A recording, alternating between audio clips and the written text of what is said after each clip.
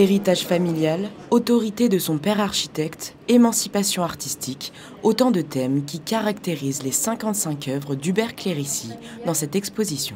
L'objectif de cette exposition, c'était vraiment de faire ressurgir le lien à l'architecture dans le travail de Hubert Clérici, notamment au niveau de son héritage paternel, parce que son père, Étienne Clérici, était lui-même architecte et aquarelliste. Et le parcours d'Hubert Clérici, ça a été aussi un parcours d'émancipation par rapport à une certaine rigueur paternelle liée à l'architecture qui lui a été imposée.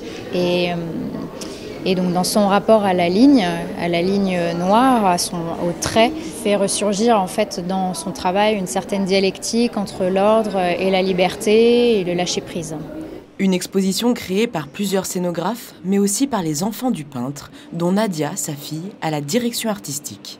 Un héritage familial important pour les enfants d'Hubert Clérici. Aujourd'hui, je trouve ça remarquable. Les scénographes font un travail remarquable qui traduit bien le concept qu'avait mon père de la peinture, le graphisme, la ligne de fuite, la perspective. Il est obsédé par ça. Donc on le retrouve très bien dans les tableaux qui sont exposés, que ce soit dans les voitures, dans les trains, dans les goélettes, dans les bateaux, etc. Voilà.